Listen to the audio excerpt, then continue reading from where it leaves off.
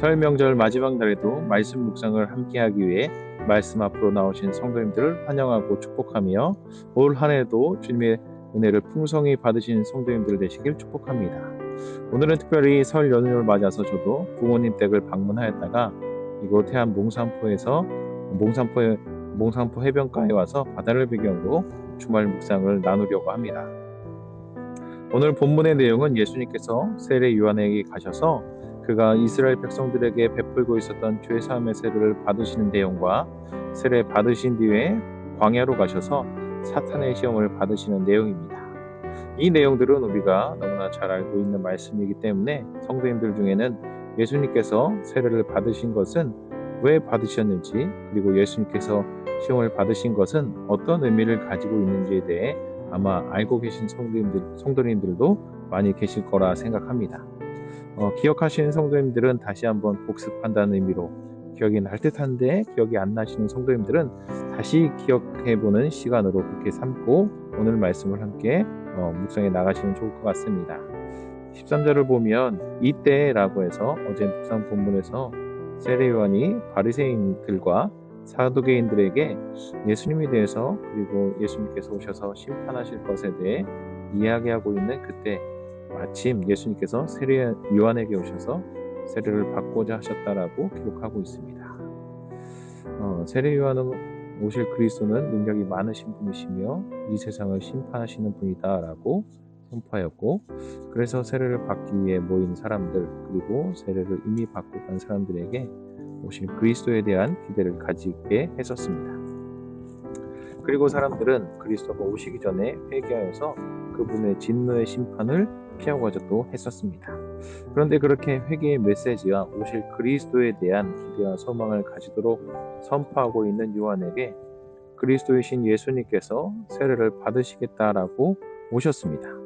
예수님께서 세례 요한에게 오셨다라는 것은 예수님도 제 가운데 있는 한낱 인간에 불과하다는 의미와 성령과 불세례를 줄 능력이 없는 세례 요한이 말했던 이러한 세례를 줄 능력이 없는 분이다라는 그런 의미로 이해될 수도 있었습니다. 그런데도 예수님께서는 물로서 세례를 받겠다라고 요한 앞으로 오셨던 것입니다. 이것은 우리나라 축구 선수 중에서 가장 잘한다는 선수 중에 한 명인 손흥민 선수가 다른 그냥 우리나라의 그 축구 선수 앞에 가서 축구를 한 수 배우겠다라고 가는 것과 비슷한 상황인 것입니다. 쉽게 말해서 말이 안 되는 상황을 예수님께서 지금 만들고 계셨다라는 것이죠. 그러면 왜 예수님께서는 세례자 요한에게 세례를 받으셔야만 했던 것일까요? 그 이유를 주님께서는 15절에서 이렇게 말씀하셨습니다. 이제 허락하라. 우리가 이와 같이 하여 모든 의를 이루는 것이 합당하니라. 예수님께서 자신이 세례자 요한에게 세례를 받는 것이 모든 의를 이루는 것이다 라고 말씀한 것입니다.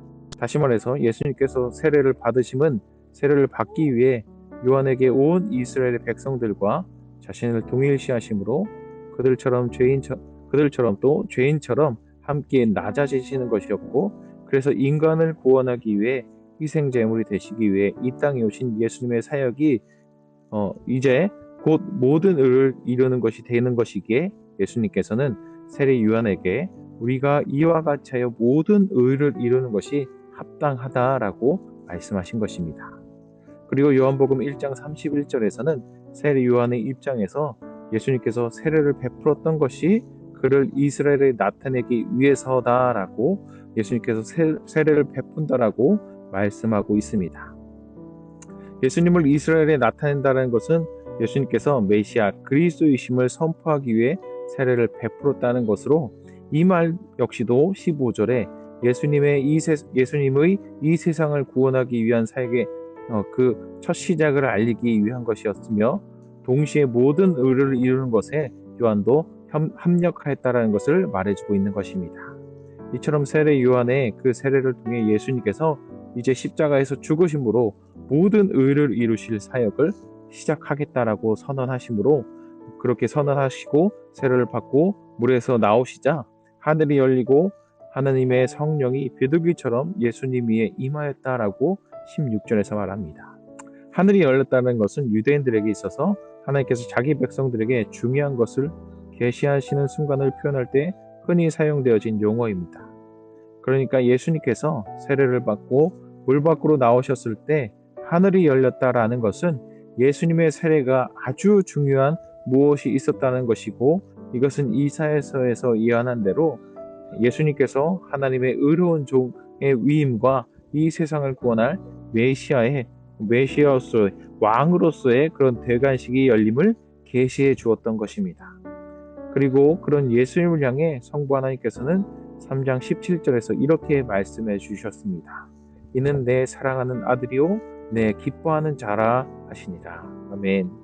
이 말씀에는 성부 하나님께서 예수님께서 종과 같이 낮아지시고 이 세상을 구원하시기 위해 온갖 고난과 죽음을 당하실 것을 아심에도 불구하고 메시아로 그리스도의 사명에 순종하신 그 순종하심이 너무나 사랑스럽고 기쁘다라는 그런 의미가 담겨 있는 것입니다. 그리고 예수님께서 그렇게 순종하실 수 있었던 것, 그것은 자신의 그 순종으로 인해 하나님과 인간 사이에 깨졌던 그 관계가 다시 회복되고, 그래서 하나님의 진노로부터 인류가 구원을 받게 되는 것을 주님께서는 이미 알고 계셨고 어쩌면 보셨기 때문이었을 것입니다. 마찬가지로 주님께서는 우리를 통해 기뻐하길 원하십니다. 주님은 우리가 늘 주님의 사랑받는 자녀가 되길 원하십니다. 바로 주님의 계획, 주님께서 우리를 통해 이루고자 하시는 그 하나님의 계획에 우리가 순종함으로 우리를 향해 이는 내 사랑하는 누구누구다, 내가 너를 기뻐한다라고 그렇게 주님께서는 말씀하시길 원하신다는 것입니다. 성경에서 우리에게 반복해서 말씀하시는 것들 중에 중요한 것 한 가지를 꼽으라면 그것은 아마 순종일 것입니다.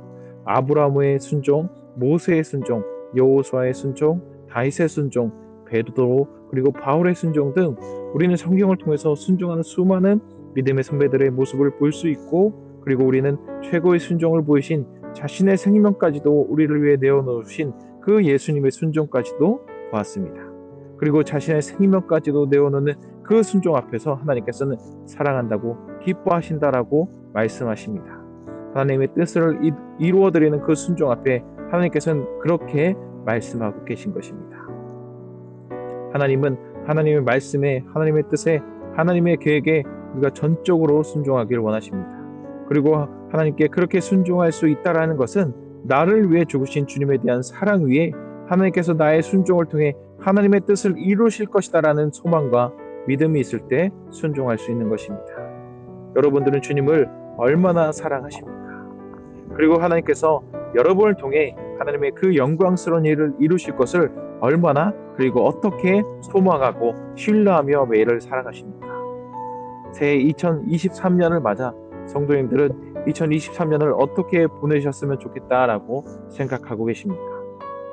하나님의 백성으로서 하나님께 누구누구야 내가 너를 정말 사랑하고 내가 너 때문에 정말 기쁘다라는 그런 말씀을 들으며 2023년에 그 매일의 삶을 살아가고 신앙의 여정을 살아간다면 어떨까요? 저는 우리가 주님을 사랑하고 주님을 신뢰하고 소망하는 그 마음으로 주님의 영광스러운 사역에 동참하여서 내가 너 때문에, 내가 사랑하고 누구누구 때문에 참으로 기쁘다라는 그 말씀을 들으며 2023년을 살아가는 저와 성도님들이 되었으면 좋겠다라는 그런 소망을 가져봅니다. 그리고 그렇게 살아가려면 사탄의 수많은 유혹이 있을 것이고 또 그 고난과 고통도 있을 것인데, 그럴지라도 주님께서 나를 사랑해 주시고 나로 인해 기뻐하신다는 그 이유만으로 유혹 가운데서도 많은 어려움 가운데서도 주님께 순종하고 고난과 고통이 있더라도 주님의 말씀에 순종하면, 그러면 오늘 본문 마지막 4장 11절에서 예수님을 천사들이 나와 수종 들었다는 그 말씀이 우리의 삶에서 또 다른 모습으로, 다른 우리의 삶의 모습 가운데서 다른 형태로 이루어질 것이라 저는 믿습니다. 오늘 우리가 묵상하는 본문은 우리에게 순종에 대해 말씀하고 있습니다. 순종한 자를 하나님께서 사랑하는 자라 불러주시고 그 순종으로 기쁨을 누리신다는 것과, 하나님께 순종할 때 우리가 하나님의 자녀로서 백성으로서 매일을 살아갈 때 우리 가운데 다가오는 여러 가지 유혹과 시험 가운데서 넘어지지 않고 또 승리할 수 있으며 하나님께 영광 올려드리는 삶을 살 수 있다는 것까지도 오늘 본문은 우리에게 말씀해 주고 있습니다. 우리 2023년 주님의 말씀에 순종하여 하나님께 더욱 사랑받고 기쁨을 드리는 한 해를 살아가고 오늘을 살아가시는 성도님들 모두가 되시기를 주님의 이름으로 축복합니다.